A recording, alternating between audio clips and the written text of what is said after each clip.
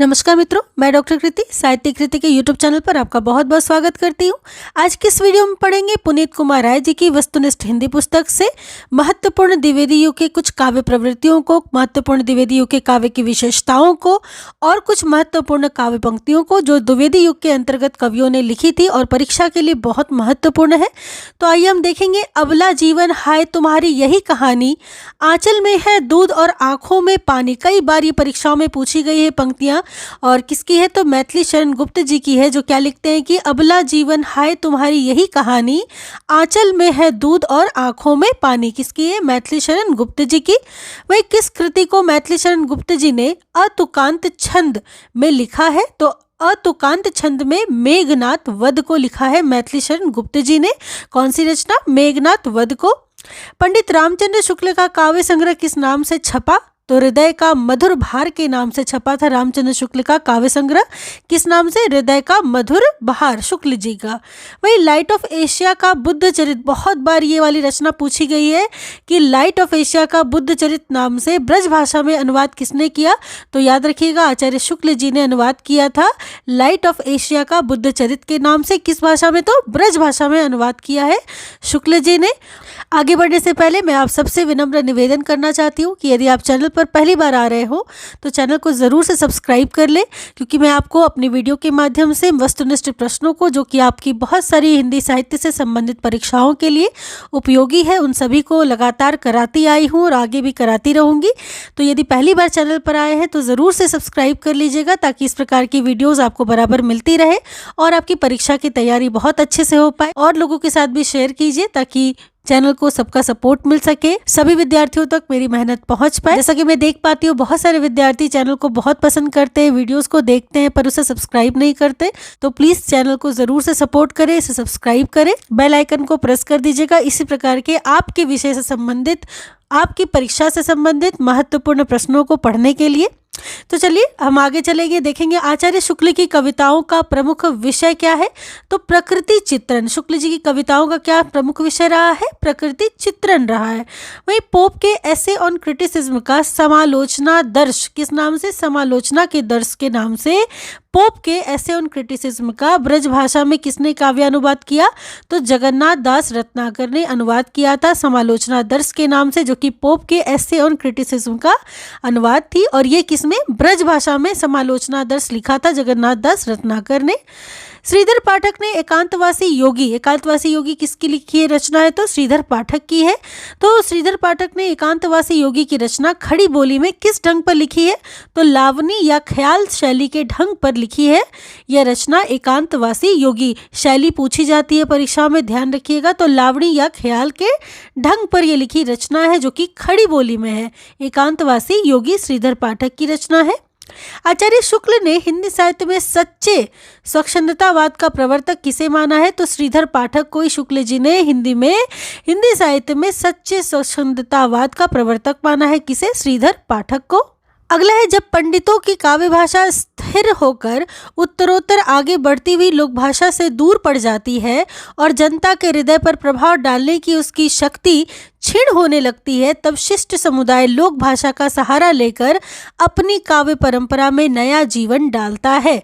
यह कथन किस आलोचक का है? तो यह कथन आचार्य शुक्ल जी का है, जो क्या कहते हैं कि जब पंडितों की काव्य भाषा क्या हो जाती है? स्थिर होकर उत्तरोत्तर आगे बढ़ती हुई लोक भाषा से बहुत दूर चली जाती है। ठीक है, जो जन सामान्य की लोक भाषा है उससे दूर चली जाती है पंडितों की काव्य भाषा, तब जनता के हृदय पर प्रभाव डालने की उसकी शक्ति क्या हो जाती? क्षीण हो जाती। तो जाहिर सी बात है, लोक भाषा से जब दूर हो जाएगी कोई भाषा तो जनता के हृदय पर प्रभाव भी नहीं डाल पाएगी।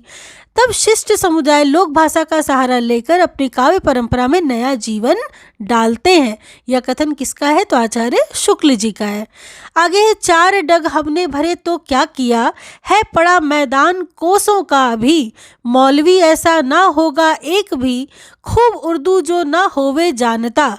नागरिक विचारणी सभा के गृह प्रवेशोत्सव पर यह कविता किसने पढ़ी थी? तो हरिऔध जी ने, अयोध्या प्रसाद हरिऔध जी ने यह कविता पढ़ी थी नागरिक विचारणी सभा के गृह प्रवेशोत्सव पर। ठीक है, कौन सी कविता? चार डग हमने भरे तो क्या किया, है पड़ा मैदान कोसों का अभी, मौलवी ऐसा ना होगा एक भी, खूब उर्दू जो ना होवे जानता।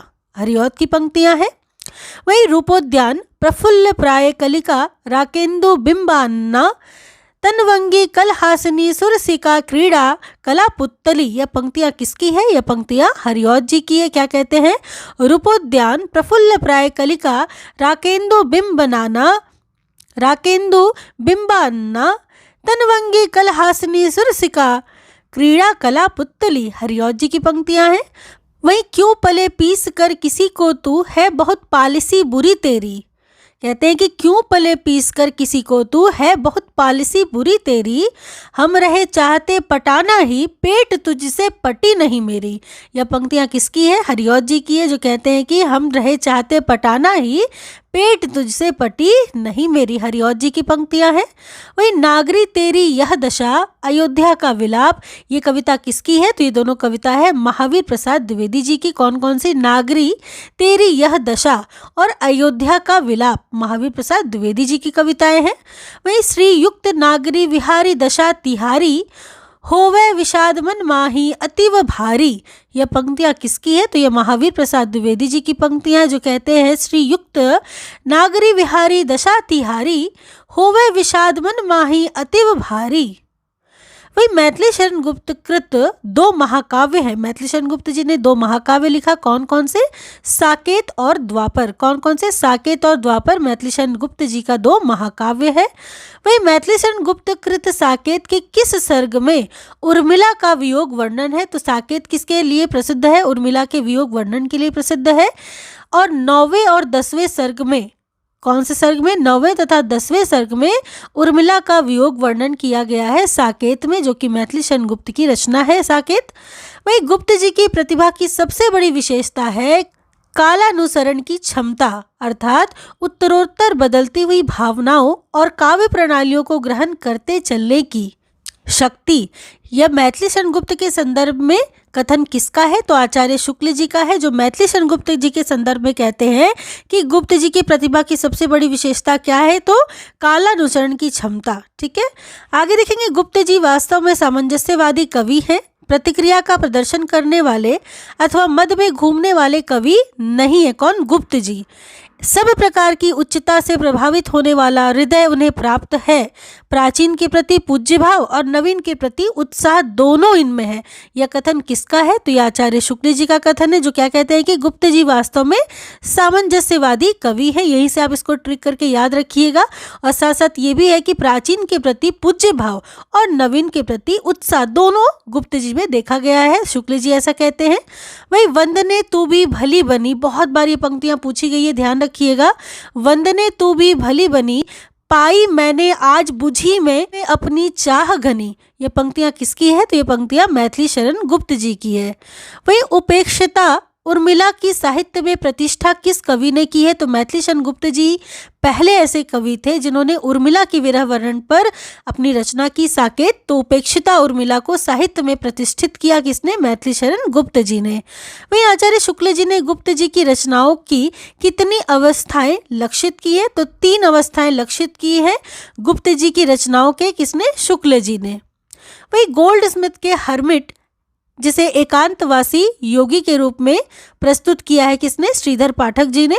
तो इसका संस्कृत श्लोकों में अनुवाद किस कवि ने किया? तो गिरधर शर्मा नवरत्न जी ने एकांतवासी योगी का संस्कृत श्लोकों में अनुवाद किया है। ठीक है, किसने? गिरधर शर्मा नवरत्न जी ने।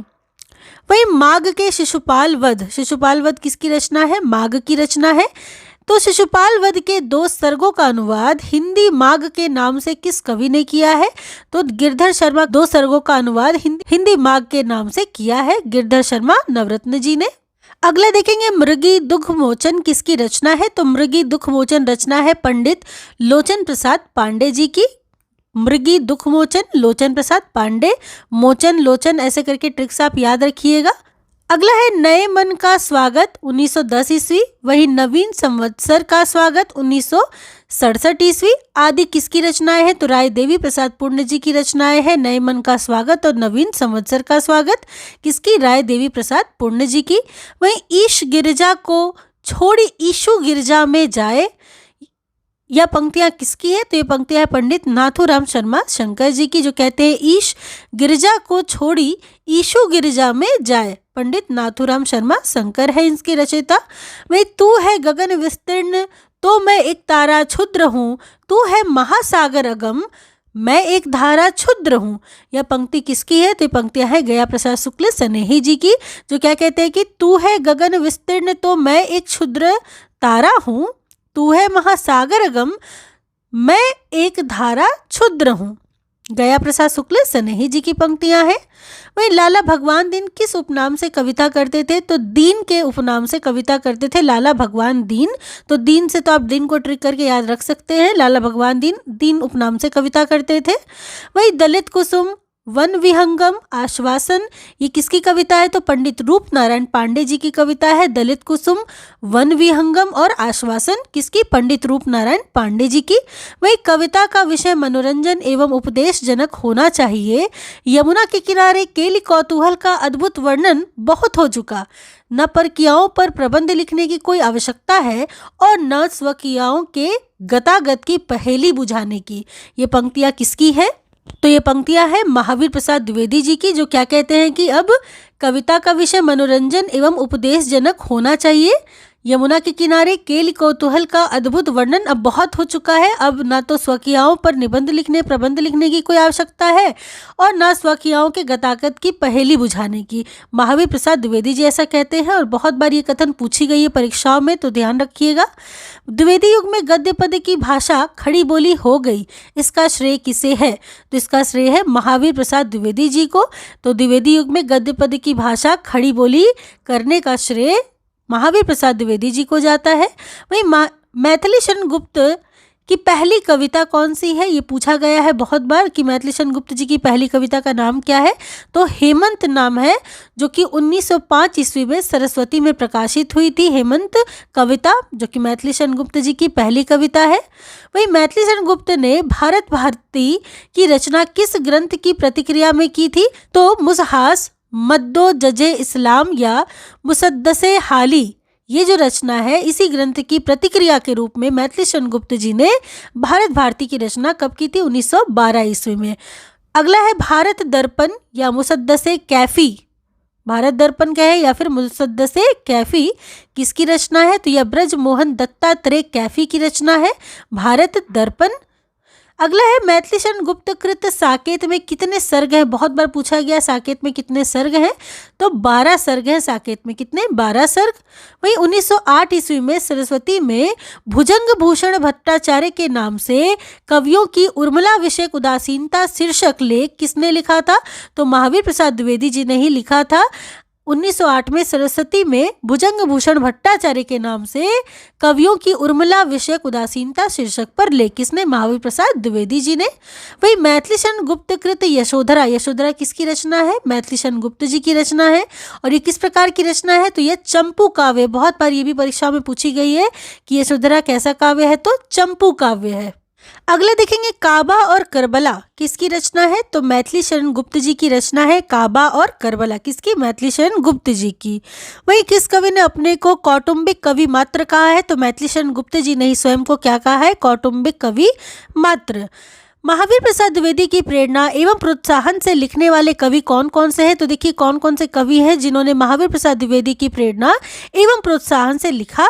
तो मैथिली शरण गुप्त, नाथूराम शर्मा शंकर, राय देवी प्रसाद पूर्ण, लाला भगवान दीन, रामचरित उपाध्याय, गया प्रसाद शुक्ल स्नेही, रूप नारायण पांडे, लोचन प्रसाद पांडे आदि ऐसे कवि थे जिन्होंने महावीर प्रसाद द्विवेदी जी की प्रेरणा एवं उत्साह से प्रोत्साहन से लिखा।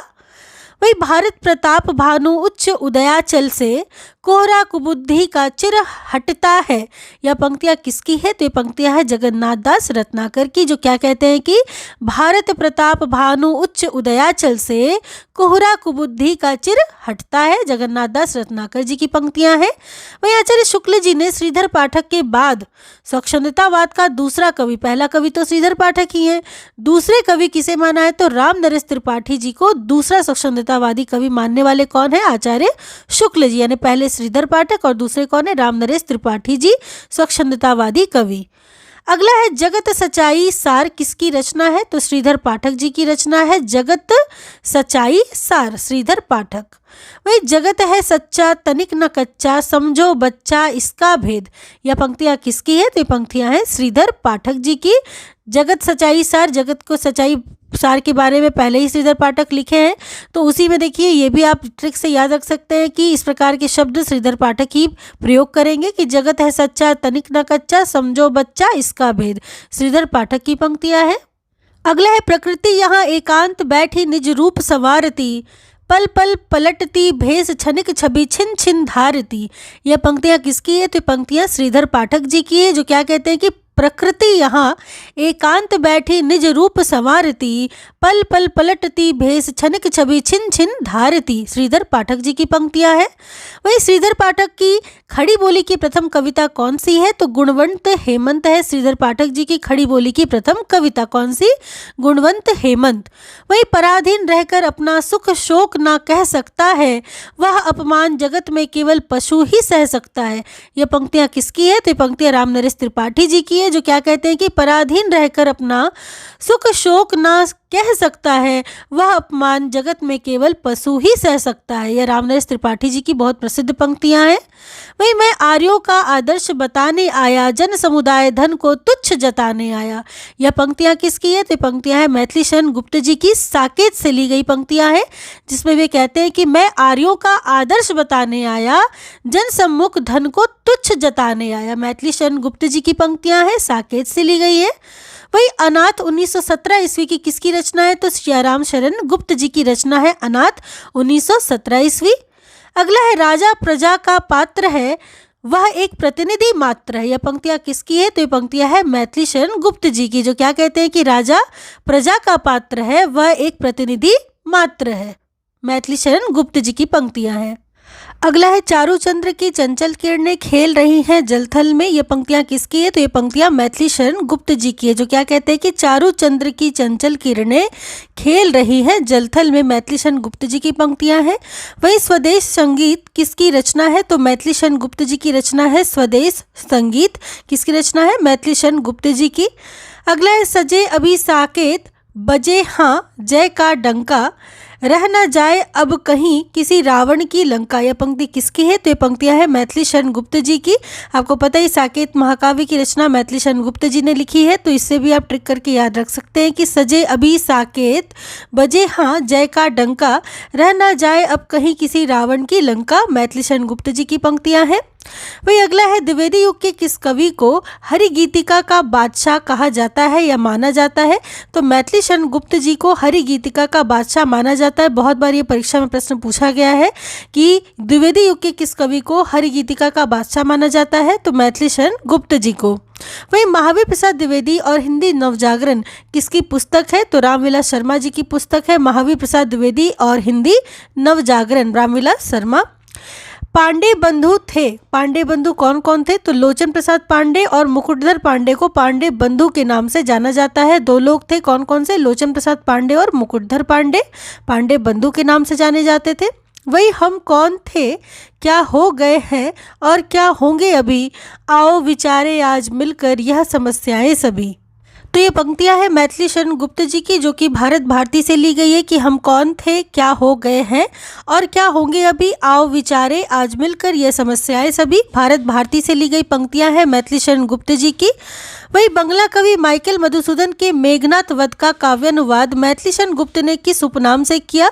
तो मधुप के उपनाम से बंगला कवि माइकल मधुसूदन के मेघनाथ वध का काव्यानुवाद मैथिली शरण गुप्त जी ने किया था। किस उपनाम से? मधुप के उपनाम से। किसका? बंगला कवि माइकल मधुसूदन के मेघनाथ वध का काव्यानुवाद।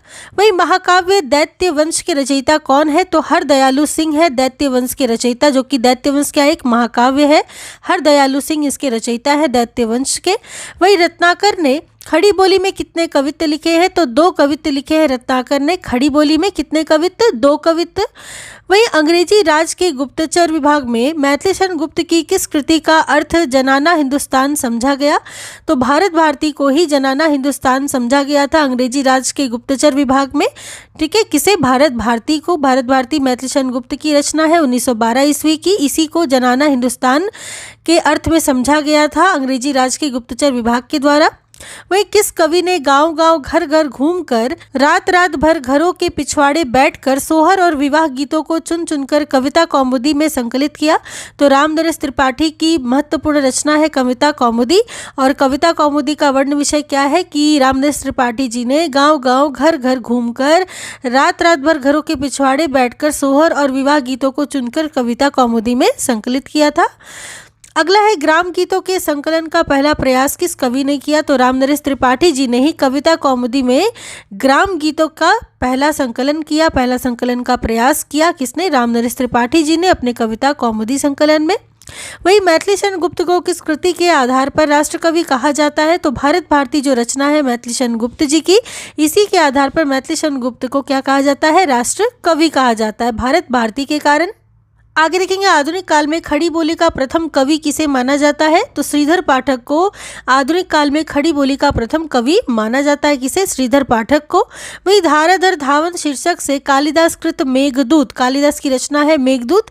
तो धाराधर धावन शीर्षक से कालिदास कृत मेघदूत का पद्यबद्ध अनुवाद किस कवि ने किया? तो राय देवी प्रसाद पूर्ण जी ने अनुवाद किया था धाराधर धावन शीर्षक से कालिदास कृत मेघदूत का पद्यबद्ध अनुवाद, राय देवी प्रसाद पूर्ण जी ने। वही देशभक्त वीरों मरने से नेक नहीं डरना होगा, प्राणों का बलिदान देश की बेदी पर करना होगा। यह पंक्ति किसकी है? तो ये पंक्तियां हैं नाथूराम शर्मा शंकर जी की, जो क्या कहते हैं कि देशभक्त वीरों मरने से नेक नहीं डरना होगा, प्राणों का बलिदान देश की बेदी पर करना होगा। नाथूराम शर्मा शंकर जी की ये काव्य पंक्तियां हैं। वही भैंसी भवानी के तब सेवा लागे करन पढ़व गा छूटी, बटवन दूध दुहा इन हाथन धार न कायहूं दुहत माँ टूटी। यह पंक्तियां किसकी है? तो ये पंक्तियां है महावीर प्रसाद द्विवेदी जी की, जो क्या कहते हैं इन पंक्तियों में कि भैंसी भवानी के तब सेवा लागे करन पढ़न गा छूटी, बटवन दूध दुहा इन हाथन धार न कायहूं दुहत माँ टूटी। महावीर प्रसाद द्विवेदी जी की पंक्तियां हैं। वही द्विवेदी जी के पत्र पाठक जी के नाम 1982 ईस्वी के संकलनकर्ता कौन है? तो पद्मधर पाठक है इसके संकलनकर्ता। पद्मधर पाठक जी ने क्या किया? लिखा था कि द्विवेदी जी के पत्र पाठक जी के नाम, 1982 की ये रचना है, संकलनकर्ता है पद्मधर पाठक जी। वही मैथिलीशरण गुप्त के गुरु कौन थे? तो महावीर प्रसाद द्विवेदी जी थे। मैथिलीशरण गुप्त के गुरु कौन थे? महावीर प्रसाद द्विवेदी जी। अगला है लिखो ना करो लेखनी बंद, श्रीधर सम सब कवि स्वच्छंद। यह पंक्ति किसकी है? तो ये पंक्तियां है श्रीधर पाठक जी की। यहाँ भी श्रीधर, इससे भी आप ट्रिक करके याद रख सकते हैं। क्या लिखा है कि लिखो ना करो लेखनी बंद, श्रीधर सम सब कवि स्वच्छंद, श्रीधर पाठक की पंक्तियां हैं। वही बड़ी धूम से टेसू आए लड़के लाड़ो साथ लगाए, होगा दिल्ली में दरबार सुनकर चौंक पड़ा संसार। ये पंक्तियां किसकी है? तो ये पंक्तियां बाल मुकुंद गुप्त जी की। बाल मुकुंद गुप्त जी क्या लिखते हैं कि बड़ी धूम से टेसू आए लड़के लाड़ी साथ लाए, होगा दिल्ली में दरबार सुनकर चौंक पड़ा संसार। बाल मुकुंद गुप्त जी की पंक्तियां हैं। वही मेरे चपल यौवन बाल अचल अंचल में पड़ा सो मचल कर मत साल। यह पंक्तियां किसकी है? तो ये पंक्तियां है मैथिलीशरण गुप्त जी की, साकेत से। साकेत महाकाव्य की रचना मैथिलीशरण गुप्त जी ने की है और उसी से काव्य पंक्तियां है कि मेरे चपल यौवन बाल अचल अंचल में पड़ा सो मचल कर मत साल, मैथिलीशरण गुप्त जी की पंक्तियां हैं। वही मैथिलीशरण गुप्त मूलतः भक्त कवि है, राम भक्त कवि है। कौन है मैथिलीशरण गुप्त जी? मूलतः भक्त कवियों में कौन से कवि हैं? तो राम भक्त कवि है मैथिलीशरण गुप्त जी। वही किसने खड़ी बोली काव्य में निरस और कर्ण कटु कहा है? तो किसने खड़ी बोली काव्य को निरस और कर्ण कटु कहा है? तो पद्मश्री शर्मा जी ने खड़ी बोली को कहा है निरस और कर्ण कटु, पद्मश्री शर्मा ने। वही साहित्य को ज्ञान राशि का संचित कोश किसने कहा है? तो महावीर प्रसाद द्विवेदी जी ने ज्ञान राशि का संचित कोश कहा है साहित्य को। किसने? महावीर प्रसाद द्विवेदी जी ने। वही भाषा और साहित्य के व्यवस्थापक के रूप में कौन जाने जाते हैं? तो महावीर प्रसाद द्विवेदी जी जाने जाते हैं भाषा और साहित्य के व्यवस्थापक के रूप में। कौन? महावीर प्रसाद द्विवेदी जी। आगे देखेंगे द्विवेदी युग की प्रधान प्रवृत्ति थी तो राष्ट्रीयता थी। द्विवेदी युग की प्रधान प्रवृत्ति क्या थी? राष्ट्रीयता। वही द्विवेदी युगीन काव्य की विशेषता क्या थी? तो इतिवृत्तात्मकता थी द्विवेदी युगीन काव्य की विशेषता। बहुत बार ये प्रश्न पूछा गया है। इतिवृत्तात्मकता द्विवेदी युगीन काव्य की विशेषता थी। वही प्रिय प्रवास का हरिऔध ने पहले क्या नाम रखा था? तो प्रिय प्रवास का हरिऔध ने पहले नाम रखा था ब्रजांगना विलाप। तो ब्रजांगना विलाप पहले नाम रखा गया था, बाद में इसे प्रिय प्रवास हरिऔध जी ने नाम रखा था। ये भी प्रश्न बहुत बार पूछा गया है कि किस रचना को पहले ब्रजांगना विलाप के नाम से जाना जाता था? तो प्रिय प्रवास को। वही हरिऔध कृत प्रिय प्रवास के नायक नायिका कौन है? तो राधा और कृष्ण है नायक नायिका प्रिय प्रवास के। कौन? राधा कृष्ण। वही हरिऔध की काव्य कृतियाँ हैं। हरिऔध की ये सभी काव्य कृतियाँ बहुत महत्वपूर्ण है, जैसे रसिक रहस्य 1899 ईस्वी, प्रेमांबु वारिधि, प्रेम प्रपंच, प्रेमांबु प्रसवण, प्रेमांबु प्रवाह, प्रेम पुष्पहार, उद्बोधन, काव्योपवन, प्रिय प्रवास 1914 ईस्वी, कर्मवीर, ऋतुमुकुर, पद्म प्रसून, पद्म प्रमोद, चोखे चौपदे 1932 ईस्वी, वैदेही वनवास 1940 ईस्वी, चुभते चौपदे और रस कलश, ये सभी रचनाएं बहुत महत्वपूर्ण है, हरिऔध जी की है। अयोध्या प्रसाद हरिऔध इनका पूरा नाम है। एक बार हम फिर से रचनाओं को देख लेंगे। रसिक रहस्य 1899 ईस्वी, प्रेमांबु वारिधि, प्रेम प्रपंच, प्रेमांबु प्रश्रवण, प्रेमांबु प्रवाह, प्रेम पुष्पहार, उद्बोधन, काव्योपवन, प्रिय प्रवास 1914 ईस्वी। इसका समय काल भी याद रखिएगा, पूछा जाता है। वही कर्मवीर, ऋतुमुकुर, पद्म प्रसून, पद्म प्रमोद, चोखे चौपदे 1932 ईस्वी, वैदेही वनवास 1940 ईस्वी, चुभते चौपदे और रस कलश। आगे देखेंगे खड़ी बोली के प्रथम महाकवि कौन माने जाते हैं? तो हरिऔध माने जाते हैं खड़ी बोली के प्रथम महाकवि। कौन? हरिऔध। वही तारक वध महाकाव्य के रचयिता कौन है? तो गिरजा दत्त शुक्ल जी हैं तारक वध महाकाव्य के रचयिता। कौन? गिरजा दत्त शुक्ल जी। वही हरिऔध की बोलचाल एवं मुहावरेदार भाषा में रचित काव्य कृतियाँ कौन सी है? तो चुभते चौपदे और चोखे चौपदे बहुत बार पूछी गई है, ये रचना हरिऔध की है। और दूसरी बात क्या है कि बोलचाल एवं मुहावरेदार भाषा में रचना लिखी गई है। चुभते चौपदे और चोखे चौपदे हरिऔध जी की रचना है। अगला है नीलांबर परिधान हरित पट पर सुंदर है, सूर्य चंद्र युग मुकुट मेखला रत्नाकर है। यह पंक्तियां किसकी है? तो ये पंक्तियां मैथिली शरण गुप्त की भारत भारती रचना से ली गई है। क्या है? नीलांबर परिधान हरित पट पर सुंदर है, सूर्य चंद्र युग मुकुट मेखला रत्नाकर है। मुकुट मेखला से मैथिली शरण गुप्त को, ऐसे करके भी आप इसको याद रखिएगा ट्रिक से। भारत भारती से ये पंक्तियां ली गई हैं। वही करते तुलसीदास भी कैसे मानसनाद, महावीर का यदि उन्हें मिलता नहीं प्रसाद। बहुत बार ये पंक्तियां पूछी गई है और मैथिली शरण गुप्त जी की ये काव्य पंक्तियां हैं जो कहते हैं कि करते तुलसीदास भी कैसे मानसनाद, महावीर का यदि उन्हें मिलता नहीं प्रसाद। मैथिली शरण गुप्त जी। वही रामनरेश त्रिपाठी की स्फुट कविताओं का संग्रह कौन सा है? तो मानसी है स्फुट कविताओं का संग्रह, जो कि रामनरेश त्रिपाठी जी की रचना है मानसी, और स्फुट कविताओं का संग्रह है मानसी। वही सखी वे मुझसे कहकर जाते, यह पंक्ति किसकी है? तो यह पंक्तियां है मैथिली शरण गुप्त जी की, यशोधरा से ली गई है कि सखी वे मुझसे कहकर जाते। वही अगला है साकेत शब्द का अर्थ क्या है? तो साकेत शब्द का अर्थ है अयोध्या। क्या है? अयोध्या है साकेत शब्द का अर्थ। वही साकेत महाकाव्य का सर्वाधिक मर्मस्पर्शी अंश कौन सा है? तो उर्मिला की विरह कथा साकेत महाकाव्य का सर्वाधिक मर्मस्पर्शी अंश है, उर्मिला की विरह व्यथा। वही डॉक्टर नगेंद्र ने साकेत को किस प्रकार का काव्य कहा है? तो जीवनवादी काव्य कहा है नगेंद्र ने साकेत को। क्या कहा है? जीवनवादी काव्य। वही आचार्य शुक्ल ने मैथिली शरण गुप्त जी को किस प्रकार का कवि कहा है? तो सामंजस्यवादी कवि कहा है मैथिली शरण गुप्त जी को शुक्ल जी ने, कि मैथिली शरण गुप्त जी क्या है? एक सामंजस्यवादी कवि है। अगला है द्विवेदी युग का कौन कवि ब्रज कोकिल कहलाता था? तो सत्यनारायण कविरत्न को ब्रज कोकिल के नाम से जाना जाता था। किसे? सत्यनारायण कविरत्न को ब्रज कोकिल। वही साकेत के अनुकरण पर रचित ग्रंथ साकेत संत के रचयिता कौन है? तो बलदेव प्रसाद मिश्र जी साकेत संत ग्रंथ के रचयिता है, जो कि साकेत के अनुकरण पर लिखी गई थी। साकेत संत बलदेव प्रसाद मिश्र जी की रचना है। अगला है अधिकांश विद्वानों ने साकेत को महाकाव्य ना मानकर उसे क्या माना है? वैसे तो साकेत को महाकाव्य माना गया है, लेकिन बहुत सारे विद्वानों ने साकेत को महाकाव्य ना मानकर क्या कहा है? एकार्थ काव्य। कैसा काव्य? एकार्थ काव्य है साकेत।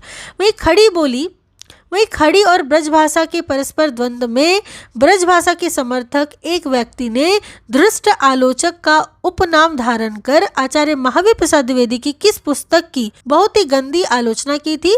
तो कविता कलाप की बहुत गंदी आलोचना की थी एक ब्रज भाषा के समर्थक व्यक्ति के द्वारा, जिसने धृष्ट आलोचक का उपनाम धारण किया था और महावीर प्रसाद द्विवेदी की कविता कलाप पुस्तक पर बहुत गंदी आलोचना की थी। अगला है दैत्यवंश और रावण किसका महाकाव्य है? तो हरदयालु सिंह का महाकाव्य है दैत्यवंश और रावण, हरदयालु सिंह। वही गद्य पद की भाषा के संदर्भ में महावीर प्रसाद द्विवेदी सिद्धांततः किससे प्रभावित थे? तो वर्ड्सवर्थ से प्रभावित थे महावीर प्रसाद द्विवेदी जी। गद्य और पद्य की भाषा के संदर्भ में किससे? वर्ड्सवर्थ से प्रभावित थे महावीर प्रसाद द्विवेदी जी। अगले द्विवेदी युग में समस्या पूर्ति का केंद्र क्या था? तो द्विवेदी युग में समस्या पूर्ति का केंद्र था कानपुर। कानपुर ही समस्या पूर्ति का केंद्र रहा। वहीं मैथिलीशरण गुप्त की किस काव्य कृति में जोधपुर के एक राजपूत सरदार की 3 पीढ़ियों तक चलने वाली कथा का वर्णन किया गया है? तो विकट भट्ट ही मैथिलीशरण गुप्त की ऐसी रचना है जिसमें जोधपुर के एक राजपूत सरदार की 3 पीढ़ियों तक चलने वाली कथा का वर्णन है विकट भट्ट पे। वही मैथिलीशरण गुप्त की कौन सी कृति राजपूती आन की कथा है? तो रंग में भंग जो रचना है मैथिलीशरण गुप्त की, यह राजपूती आन की कथा है रंग में भंग। वही अपने किस काव्य कृति में मैथिलीशरण गुप्त ने सिख गुरुओं की कथा का वर्णन किया है? तो गुरुकुल जो रचना है मैथिलीशरण गुप्त की, इसी गुरुकुल रचना में इन्होंने सिख गुरुओं की कथा का वर्णन किया है। वही अपनी किस काव्य कृति में मैथिलीशरण गुप्त ने महाभारत की कथा लिखी है? तो जय भारत में महाभारत की कथा लिखी है मैथिलीशरण गुप्त जी ने। जय भारत किसकी रचना है? मैथिलीशरण गुप्त जी की, और इसी में महाभारत की कथा है जय भारत में। वही चातक खड़ा चोंच खोले है संपुट खोले सीप खड़ी, मैं अपना घट लिए खड़ा हूँ अपनी अपनी हमें पड़ी।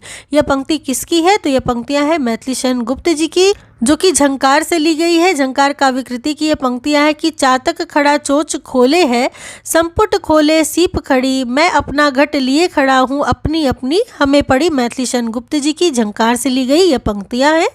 वही मैथिलीशरण गुप्त के रहस्यवादी गीतों का संकलन कौन सा है? तो झंकार ही रहस्यवादी गीतों का संकलन है मैथिलीशरण गुप्त जी के। अगला है वैतालिक किसकी रचना है? तो वैतालिक मैथिलीशरण गुप्त जी की रचना है। किसकी रचना है? वैतालिक किसकी रचना है? वैतालिक तो मैथिलीशरण गुप्त जी की रचना है।